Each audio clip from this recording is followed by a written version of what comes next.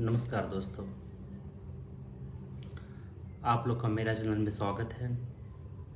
आज 18 अप्रैल है, good Friday के ओकेज़न पे आज शेयर मार्केट बंद है। आज इस वीडियो में हम डिस्कस करने वाले हैं कि इन्वेस्टमेंट कैसे करें, कहाँ पे करें, मेन चीज़ें कहाँ पे करें। आज की जनरेशन पैसा कमाना तो जानते हैं पर उसको सेव करना नहीं जानते हैं। कमाते हैं 30,000 रुपये, 40,000 रुपये, 50,000 रुपये पर मंथ, 1 लाख रुपये पर मंथ, पर पूछो सेविंग कितना होता है। सेविंग के नाम पे बोलते हैं जीरो, मेरा ईएमआई जा रहा है।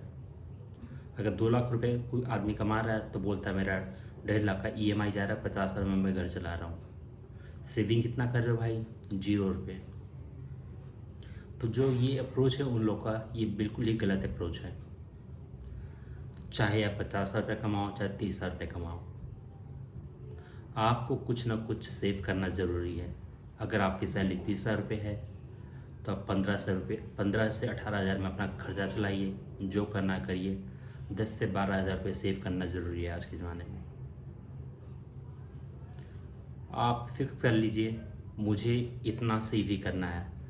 सैलरी जितना भी मिलता है मुझे उसका 40% 45% मुझे सेव करना है, बाकी में अपना खर्चा चलाना है। अगर आप सेव अभी करेंगे तो फ्यूचर के लिए आप बचा के चलेंगे, फ्यूचर में आप कुछ अपने बेटे को दे के चलेंगे, चाहे इन काइंड हो चाहे मनी हो। इन काइंड में कैसे देंगे? घर बनाएंगे, उसके लिए पैसा कहाँ से आएगा अगर आप इन्वेस्टमेंट आज नहीं करेंगे तो आज इस वीडियो में मैं डिस्कस करने वाला हूँ इन्वेस्टमेंट काफ़ी टाइप्स के होते हैं, पर मैं आप लोग के साथ में जो भी आज डिस्कस करूँगा वो बात करूँगा इक्विटी में इन्वेस्टमेंट कैसे करें या फिर म्यूचुअल फंड में इन्वेस्टमेंट कैसे करें। जो लोग यहाँ पे जॉब करते हैं उनके लिए सबसे बेस्ट तरीका है इन्वेस्टमेंट करने का म्यूचुअल फंड के ज़रिए, क्योंकि उनके पास में इतना टाइम नहीं होता। म्यूचुअल फंड मैनेजर आपका म्यूचुअल फंड को देख रहा होता है, ट्रैक कर रहा होता है। जो म्यूचुअल फंड अदर कंपनी सामने की कंपनी में लगाती है तो वो ट्रैक करते हैं, कंपनी के बारे में जाके पता करते हैं कंपनी करती क्या है, इसका परफॉर्मेंस क्या है, इसका रेशियो क्या है। जो सैलरी वाले पर्सन है वो इतना ट्रैक नहीं करते, उनके पास में टाइम ही नहीं मिलता। सुबह ड्यूटी पे निकलते हैं, घर से 8 बजे 9 बजे आते हैं, 7-8 बजे रात को। कहाँ से ट्रैक कर लोगे? फैमिली वाला आदमी बिल्कुल नहीं टाइम मिलता। तो अगर सैलरी आप कर रहे हैं तो सबसे बढ़िया तरीका है आप म्यूचुअल फंड करें। और म्यूचुअल फंड में करने का भी तरीका होता है। म्यूचुअल फंड में सैलरी वालों के लिए सिप करिए, हर महीने कुछ ना कुछ कटवाइए। सिप का भी तरीका होता है जी, या तो आप मंथली सिप करो या डेली सिप करो। अभी मैं इन्वेस्टमेंट इन इक्विटी को थोड़ा सा साइड में रखा हूँ, आपको अभी म्यूचुअल फंड के बारे में थोड़ा सा बता दूँ, फिर हम इक्विटी शेयर पे भी आएंगे।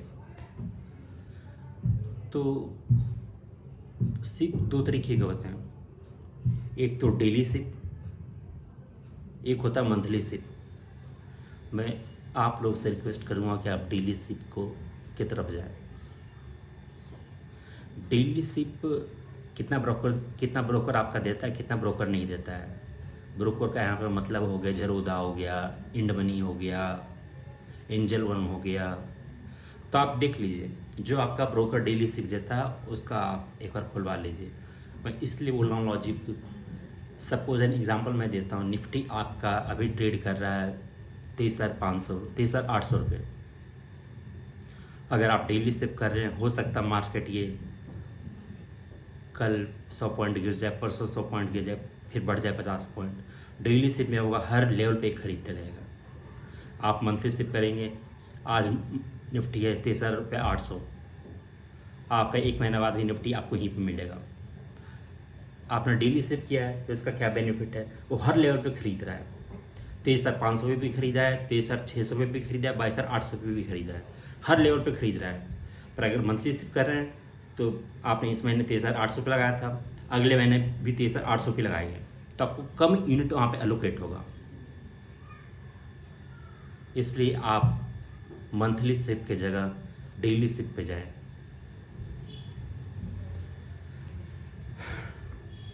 अब बात ये आती है कि म्यूचुअल फंड तो चलो ये डिसाइड कर लिया कि मुझे सिप करना है, डेली सिप करना है, अब कौन सा म्यूचुअल फंड में मैं करूँ इन्वेस्टमेंट, ये भी तो नहीं पता मुझे। तो इसके लिए सबसे बेस्ट तरीका है, देखिए कोई ऐसा म्यूचुअल फंड को पकड़िए, बढ़िया पकड़िए, जो मिड कैप में इन्वेस्टमेंट करता हो, स्मॉल कैप में भी करता हो, लार्ज कैप में भी करता हो। जनरली मैं अपनी बात पर्सनली करूं तो मैं मिड कैप में करता हूं। लार्ज कैप में क्यों नहीं करता जी मैं, क्योंकि देखो जी, लार्ज कैप कंपनीज का प्राइस, अगर मैं मारुति सुजुकी की बात करूं, अभी 11,000 11,500 रुपये है। उसका एक महीना में, एक साल में कितना बढ़ जाएगा? 12%, 15%, इतना बढ़ेगा। पर अगर मिड कैप कंपनी की बात करो, आप किसी भी मिड कैप कंपनी की बात कर लो, उसका अगर प्राइस आज 100 रुपये है, तो मिड कैप का है कि 20% भी बढ़ जाता है, 25% भी बढ़ जाता है, क्योंकि mid cap company large cap बनती है, small cap company mid cap बनती है, उसके बाद लार्ज कैप बनती है।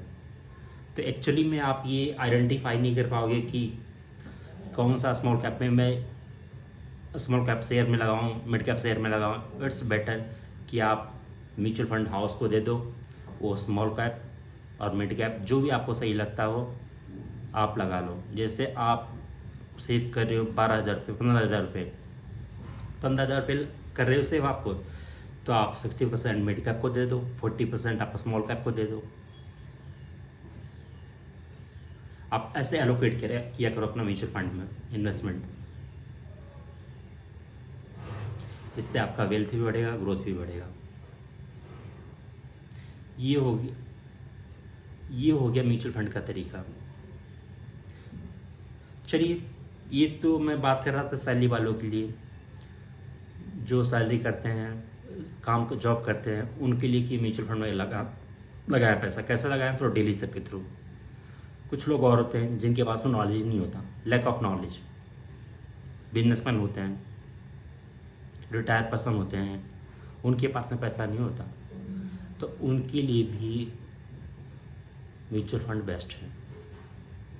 जिनको लैक ऑफ नॉलेज है, शेयर्स के बारे में कुछ पता ही नहीं है जी, पता नहीं कौन सा डब्बा कंपनी में लगा देंगे पैसा, वो डूब जाएगा पैसा आपका। इट्स बेटर कि आप म्यूचुअल फंड हाउस को दे दीजिए पैसा। अपना पैसा देने का तरीका है किसी ब्रोकर के थ्रू दे दीजिए, झरोदा हो गया, इंड मनी हो गया, कोई भी ब्रोकर को पकड़ लीजिए, उसके थ्रू आप दे दीजिए पैसा।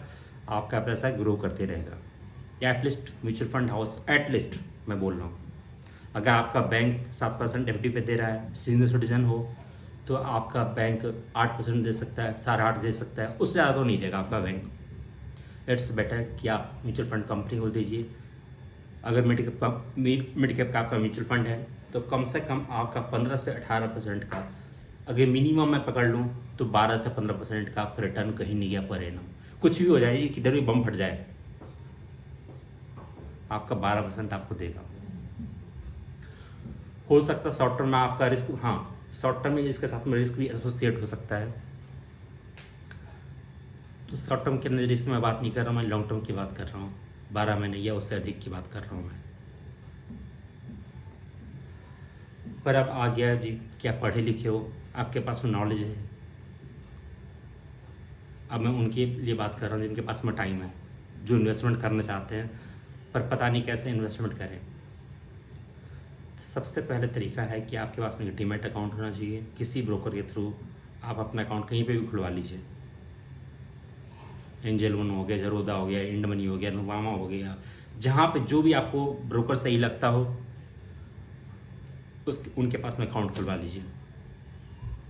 उसके पास में यही फंडा मैंने बताया, जो म्यूचुअल फंड के लिए बता रहा था, कि आपको कुछ ना कुछ पैसा आपको इन्वेस्ट करना है। अगर सैलरी पर्सन है तो आपको पर मंथ इन्वेस्ट करना है, पॉकेट से, इवन पॉकेट का खर्चा काट देना आपको। जो बेसिक ज़रूरत है उसको छोड़ के जो भी पैसा बच रहा है काट दीजिए। बेसिक ज़रूरत के अलावा, जैसे मैं बता रहा हूँ, आप फैंसी जूते पहनते हैं, फैंसी कपड़े पहनते हैं, अरे भाई ज़रूरत नहीं है भाई, मैं इन्वेस्टमेंट कर लूँगा, इन्वेस्टमेंट से मैं पैसा कमा लूँगा। क्या करूँगा मैं गाड़ी से चल के, क्या करूँगा बुलेट से चल के, मेट्रो चला जाऊँगा, मैं कहीं पे जाना है तो बस से चला जाऊँगा, मैं पैसा सेव करूँगा, आगे अपना जनरेशन को दूंगा। आप आज सेव नहीं करोगे, आप आगे बोलोगे चल के कि मुझे बेटा की पढ़ाई करवाना है जी, मुझे शादी करना है जी, मुझे घर लेना है, कहाँ से लोगे? आप तो बाइक में पैसा खर्च कर दिया जी, आपने कपड़े पे खर्च कर दिया जी पैसा, मूवी देखने में पैसा खर्च कर दिया जी, बजाया तो कुछ नहीं जी आपने। तो आप इन्वेस्टमेंट करिए। फेज़ नंबर 1 होता है कि आपके पास में डीमैट अकाउंट होना चाहिए, नहीं है तो आप ओपन करवा लीजिए। ओपन आपका 2 से 3 दिन में हो जाएगा। अभी आप करेंगे प्रोसेस, आधार, पैन, वीडियो, केवाईसी चाहिए होगा बस, और कुछ नहीं चाहिए। ऐप स्टोर पे जाइए, अपना एप्पल स्टोर पे या प्ले स्टोर पे जाइए, वहाँ से ऐप डाउनलोड करिए, पैन, आधार हाथ में रखिए, आपका अकाउंट ओपन हो जाएगा। उसके बाद में आप उसमें ट्रेडिंग 48 घंटे से लेकर के 72 घंटे के बीच में कर सकते हैं। वर्किंग डे की बात कर रहा हूँ, क्योंकि फर्दर आपका ब्रोकर से भी साथ में डॉक्यूमेंट वेरिफिकेशन करता है, एक्सचेंज के साथ में वेरिफिकेशन करवाता है, जो गाइडलाइन है उनके अकॉर्डिंग वो करता है। टाइम लेता है, थोड़ा सा लगता है टाइम, 2 से 3 दिन लग सकता है आपका, हो सकता है 1 दिन में भी काम बन जाए। ये उनके ऊपर डिपेंड करता है कितना फास्ट वो प्रोसेसिंग करते हैं। तो बात है इन्वेस्टमेंट की बात, आप इक्विटी साइड में इन्वेस्टमेंट कैसे करें। आपका डीमेट अकाउंट खुल गया, अब एज्यूम कर रहा हूँ मैं आपके पास में, सबके पास में डीमेट अकाउंट है, नहीं है तो आपने खुलवा लिया। आपको इन्वेस्टमेंट करना है, तो आप इन्वेस्टमेंट करने के लिए सेक्टर को आइडेंटिफाई करिए कि कौन कौन से सेक्टर में आपको पैसा लगाना है। सेक्टर आइडेंटिफाई कैसे करेंगे जी, देखिए आइडेंटिफिकेशन का बड़ा सिंपल सा फंडा है जी। एफएमसीजी सेक्टर कहीं नहीं जाएगा, फास्ट मूविंग कंपनी गुड्स कहीं नहीं जाएगी। अब इसमें कौन सा आ गया जी, एफएमसीजी सेक्टर में आईटीसी आ गया जी, डाबर आ गया जी, और 36 कंपनी है जी, ब्रिटानिया है जी। आप गूगल पे कर लीजिए। अगर नहीं कर पाएंगे तो मैं आपको अगली वीडियो में बताऊंगी कि कौन कौन से शेयर में इन्वेस्टमेंट करें, कौन कौन से शेयर्स आपका इन्वेस्टमेंट पोर्टफोलियो में होना चाहिए। आपने सेक्टर का आइडेंटिफिकेशन के लिए आपने एफएमसीजी पहला कर लिया। दूसरा है जी, मेडिसिन बनाने वाली कंपनी कहीं नहीं जाएगी। जैसा ये चल रहा है, माहौल चल रहा है, इंडिया की बात करो, चाइना की बात करो, कहीं की भी बात कर लो, माहौल बड़ा बेकार है। बीमारी होना है जी किसी को, आप हर घर में देख लेंगे, हर 5 घर में देख लेंगे, 5 घर में 4 घर में पक्का होगा कि कोई ना कोई आदमी को कोई दिक्कत है, हेल्थ इशू है। हेल्थ इशू है जी, तो मेडिसिन भी चाहिए आपको। मेडिसिन चाहिए तो फार्मास्यूटिकल कंपनी है जी। हॉस्पिटल है जी, हॉस्पिटल भी जाना पड़ेगा आपको। हॉस्पिटल के लिए कौन सी कंपनी देखो, फोर्टिस में जाओ जी, अपोलो में जाओ जी। ये हो गया दूसरी कंपनी। दूसरे सेक्टर की बात जो मैं कर रहा था, फार्मास्यूटिकल सेक्टर, हॉस्पिटल सेक्टर देख लो जी। हॉस्पिटल में देख लो कोई कंपनी मिल रही है तो एफएमसीजी देख लो जी। बैंकिंग के नहीं जाएगा आपका पैसा लेन देन होगा जी, आज भी हो रहा है, कल भी हो रहा था, कल भी होगा जी। तो बैंकिंग शेयर की कंपनी उठा लो। अब और कौन से शेयर्स की बात करूँ जी, कौन सा सेक्टर उठाऊँ, और भी काफ़ी सारे सेक्टर है जी। इंश्योरेंस सेक्टर उठा लो, कोई बाइक का इंश्योरेंस करवाता है, कोई गाड़ी का इंश्योरेंस करवाता है, कोई कुछ का इंश्योरेंस करवाता है। इंश्योरेंस कंपनी भी कहीं नहीं जाएगी जी, वो हमेशा आपके पास में ही रहेगी। तो ऐसे आप सेक्टर को पहले आइडेंटिफाई कर लीजिए, किस किस सेक्टर में आपको पैसा लगाना है। ये सब आता है सेक्टर आइडेंटिफिकेशन। पर इस वीडियो में एक चीज़ और बताना चाहूँगा, ये तो चलो सेक्टर आइडेंटिफाई कर रहे हो, अच्छी बात है। कौन सा इकोनॉमी में आप पैसा लगाना चाहते हो। वही इकोनॉमी ग्रो करता है जिसका करेंसी स्ट्रांग होता है, पॉलिटिकली वो स्ट्रांग होता है। वही कंपनी स्ट्रांग करता है जिसका हम इकोनॉमी को बैलेंस स्टेबल मान सकते हैं। वो कंपनी बहुत जल्दी ग्रो करता है। आप इंडिया देख लो, ग्रोइंग कंपनी है। यूएसए देख लो, डेवलप कंट्री। चाइना देख लो, वो भी ग्रोइंग कंपनी भी कह सकते हो। तो आपको अपॉर्चुनिटी जो मिलेगा, अगर मैं बोलूँ कि पैसा कहाँ पे लगाना है जी, आपको इंडिया में लगाना है या यूएसए में लगाना है, कहाँ पे आप प्रेफर करोगे। ऑब्वियस है प्रेफर करोगे ग्रोइंग कंपनी में जी, ग्रो हो रहा है, उसका वैल्यू ज़्यादा आएगा जी।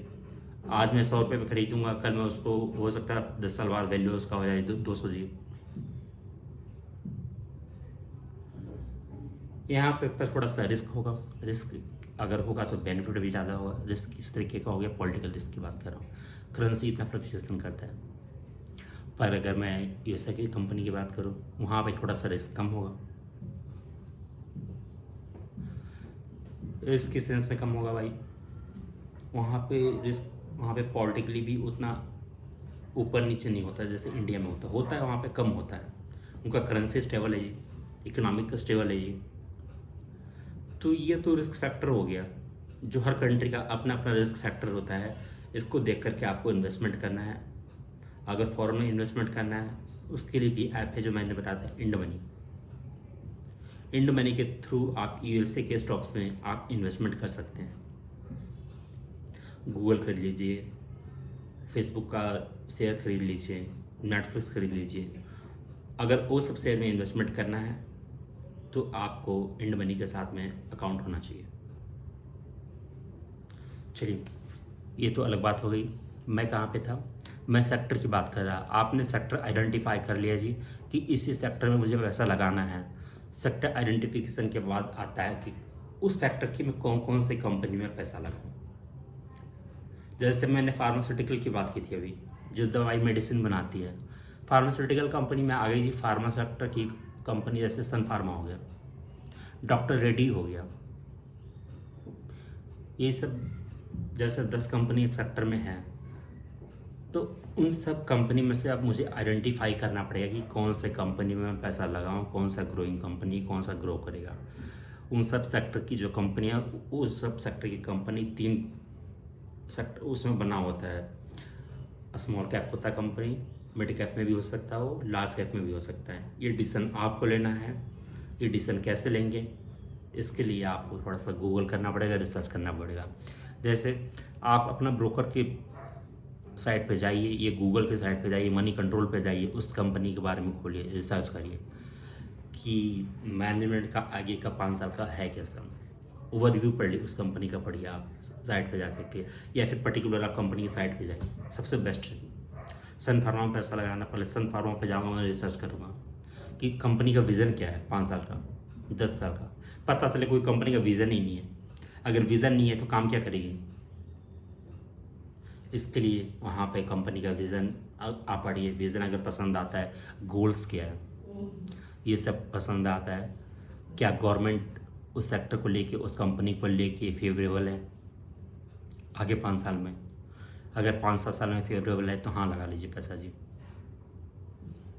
जैसे मेडिकल कंपनी को गवर्नमेंट काफ़ी सारे बेनिफिट दे रही होती है। बोलती है अगर आप R&D करोगे तो इसके लिए ये बेनिफिट दे दूँगी, वो टैक्स बेनिफिट दे दूँगी, आपको टैक्स नहीं पे करना पड़ेगा। तो उसके लिए फेवरेबल है। आप चुन लीजिए आपको कौन सा कंपनी में पैसा लगाना है। स्मॉल कैप में लगाना है, मिड कैप में लगाना है, या लार्ज कैप में लगाना है। मैंने आपको पहले बता दिया था, स्मॉल कैप का स्कोप ज़्यादा होगा बढ़ने का, मिड कैप का उसका भी ज़्यादा होगा, पर थोड़ा कम होगा स्मॉल कैप से। पर मेरा अगर ओपिनियन लेंगे तो आप मिड कैप को लीजिए। मिड कैप के इसलिए बोल रहा हूँ मैं, स्मॉल कैप की कंपनी होगी, उसका शेयर्स होगा 1 रुपये, 2 रुपये, 5 रुपये। आप इस लालच में ले लेंगे कि आज मैं 1 रुपये के हिसाब से 10,000 इक्विटी शेयर खरीदता हूँ 10,000 रुपये का। अगर वो 2-3 रुपये भी हो गया, बस बल्ले बल्ले हो गया, मेरा पैसा डबल ट्रिपल हो गया। पर ये आपको पता नहीं होता कि उनका मैनेजमेंट है कैसा। आप उनका मैनेजमेंट को देखने नहीं जाएंगे, आप तो बस जो कंपनी की साइट पे लिखा रहेगा वही पढ़ेंगे। तो रिस्क यहाँ पे एसोसिएट है, आप लोग को उतना पता नहीं होगा। तो स्मॉल कैप के कंपनी को जनरली अगर आप अच्छे से नहीं जानते हैं तो उसमें इन्वेस्टमेंट मत करिए।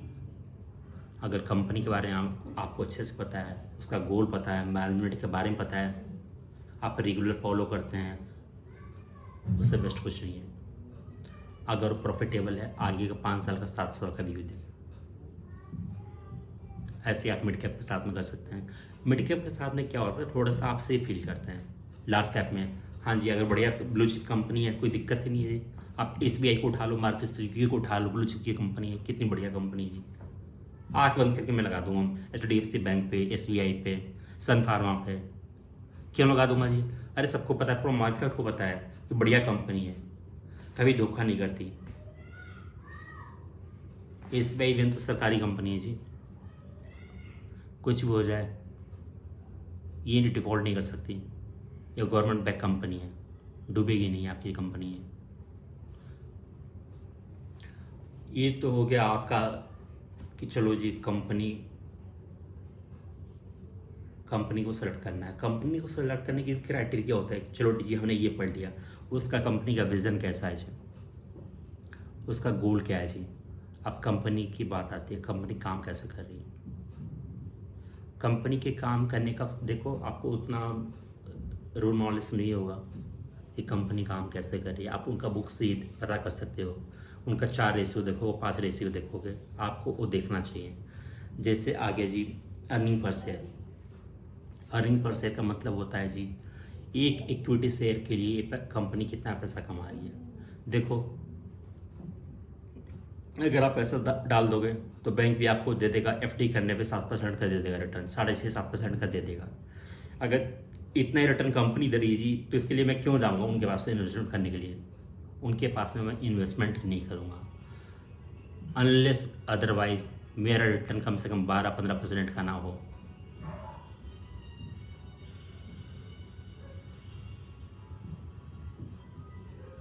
तो अर्निंग पर शेयर आपका हायर होना चाहिए। फिर देख लेते हैं हम पीई रेशियो। पी रेशियो उस कंपनी का देखेंगे जी, इंडस्ट्री का देखेंगे। पी रेशियो होता क्या है, प्राइस अर्निंग रेशियो। इस अगर जितना ये कम होगा, इसका ये मतलब है ये अंडर वैल्यू है, मुझे इस शेयर्स को ख़रीदना है। अगर वो पी रेशियो ज़्यादा होता है तो इससे ये पता चलता है ये ओवर वैल्यू, इस शेयर को अभी नहीं खरीदना, सही टाइम आएगा जब खरीदूंगा। सही टाइम कब आता है, जब शेयर्स का प्राइस गिरता है, मार्केट करेक्ट होता है, क्रैश करता है। करेक्ट का मतलब कि मार्केट आज निफ्टी है 23,800 पे 10% करेक्ट हो गया, तो उसको हम करेक्शन कहते हैं, क्रैश कहते हैं। नहीं 23,800 पे 15,000 रुपये चला गया, 10,000 रुपये चला गया, तो इसे क्रैश कहते हैं। तो आपको इन सब मौक़ों पे देखना चाहिए कि अगर ये कोई बढ़िया कंपनी है जी, उसका पी रेशियो बहुत ज़्यादा है, पर आपको ख़रीदना है, पर आपको वेट करना पड़ेगा उसके लिए। आप वेट करिए, जब सही टाइम आएगा जब आप उसमें इन्वेस्टमेंट कर सकते हैं। ये तो होगा पी रेशियो। तो पी रेशियो क्या होना चाहिए, आपका कम होना चाहिए। आप 25-30 तक कर सकते हैं, पर जितना कम होगा उतना बेस्ट होगा। और भी चीज़ आपको देखना होगा। ये तो पी रेशियो हो गया जी। फिर आता है प्राइस टू बुक वैल्यू। आपका भी मार्केट में कितना प्राइस है और आपका एक्चुअल में बुक वैल्यू क्या है। जैसे प्राइस आपका इक्विटी शेयर का चल रहा है 500 रुपये, आपका बुक वैल्यू आ रहा है जी 800 रुपये। ये कंपनी क्या होगा, बुक वैल्यू में तो ज़्यादा है, 800 रुपये है, पर एक्चुअल मार्केट प्राइस कितना है, 500 रुपये, तो अंडर वैल्यू है। इससे इसको पक्का लीजिए। कंडीशन ये है कि और भी रेशियो, जो फाइनेंशियल रेशियो है वो सही है, कंपनी का गोल सही है, मैनेजमेंट सही है, सेक्टर सही है, आप लीजिए। फिर आता है जी ROE, रिटर्न ऑन इक्विटी। जो हम कंपनी को पैसा दे रहे हैं, अगर 100 रुपये दे रहे हैं, तो उस पर कंपनी कितना कमा रही है। अगर 16% कमा रही है, 17% कमा रही है, तब तो आप दे दीजिए, लगा दीजिए पैसा, कोई दिक्कत नहीं जी। जितना ज़्यादा होगा उतना बढ़िया है जी। कंपनी एक्चुअल में कमा के आपके लिए कमा रही है, मतलब अगर 6% कमा रही, 6% का क्यों लूँगा मैं उसको, बैंक में लगा दूंगा मैं नहीं लूँगा 6% रिटर्न ऑन इक्विटी वाला कंपनी का शेयर्स। तो मैं कोई और कंपनी का लूँगा जिसका रिटर्न ऑन इक्विटी ज़्यादा होगा। फिर आ गया डेट टू इक्विटी रेशियो। ये क्या होता है जी, कौन सा श्रेणी का नाम है डेट। डेट का मतलब होता है लोन या किसी भी तरीके से बैंक से या कंपनी ले, या फिर डिबेंचर इशू करके अपना सिक्योरिटी इशू करके मार्केट में कहीं से बोरो करता है, उसको कहता है डेट। अब देखो जी, डेट टू इक्विटी का रेशियो का ये मतलब होता है, अगर आपका डेट है 200 रुपये, इक्विटी है 100 रुपये का, जी फिर तो डाउट लगता है जी कि पहले बैंक वाले को भी ब्याज देगा कंपनी, कमाएगा 100 रुपये, उसमें से बैंक वाले को भी देगा, मार्केट से बोरो कर रखा है मतलब डिवेंचर के थ्रू, उसको भी पे करेगा। तो आप कोई ऐसी कंपनी देखिए उसका रेशियो बहुत मिनिमम हो डेट इक्विटी रेशियो का, 0.01 देख लीजिए, 0.2 देख लीजिए, या कोई डेट ही ना हो, डेट फ्री कंपनी हो, मज़ा आ जाएगा जी। डेट फ्री कंपनी में रेशियो जिसका कम हो उसको लीजिए। फिर आपका आता है नेट मार्जिन। नेट मार्जिन का मतलब ये होता है कि कंपनी अगर सेल कर रही है 100 रुपये का, तो प्रॉफिट उस पर कितना कमा रही है। कहीं ऐसा तो नहीं जीरो है जी, नेगेटिव है जी। नेट मार्जिन आपका प्लस में आना चाहिए। मेजरमेंट करने के काफ़ी सारे तरीके हैं, काफ़ी सारे रेशियो होते हैं जी। जैसे ईवी टू सेल्स हो गया, इसका ये मतलब होता है enterprise value to sales. EV to EBITDA हो गया, इससे हम मेजर करते हैं कि इक्विटी शेयर ओवर वैल्यू या अंडर वैल्यू है। ये जो रेशियो हैं, ईवी टू सेल्स हो गया, ईवी टू ईबिटा हो गया, अपना प्राइस टू बुक वैल्यू हो गया, जितना आपका कम होगा उतनी आपके लिए बेनिफिट है। ये क्या होना चाहिए? कम होना चाहिए, ज़्यादा नहीं होना चाहिए। अगर debt to equity ratio zero है, बल्ले बल्ले। और ये EV to sales, EV to EBITDA अगर कम है, ग्रेट।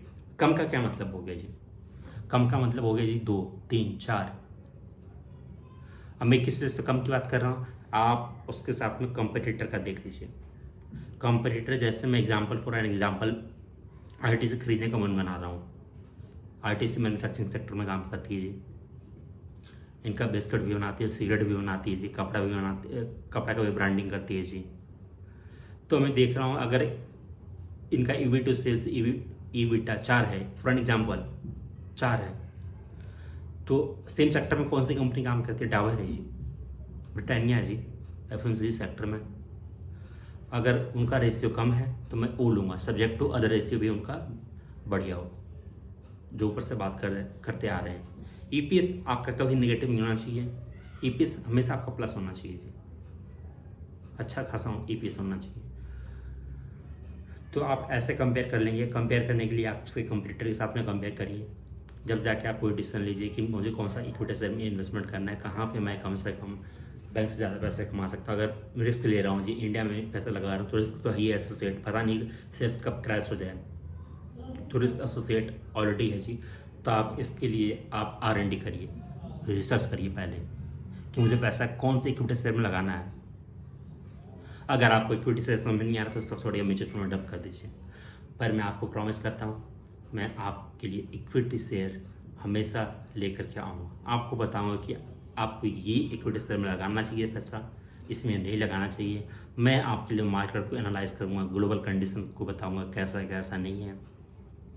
तो आप मेरे चैनल को सब्सक्राइब कर लीजिए जी, बेल आइकन को दबा दीजिए ताकि आपको नोटिफिकेशन ऑन टाइम पे मिलते रहे जी। अब आज मैं आपसे अलविदा लेता हूँ जी। नमस्कार दोस्तों।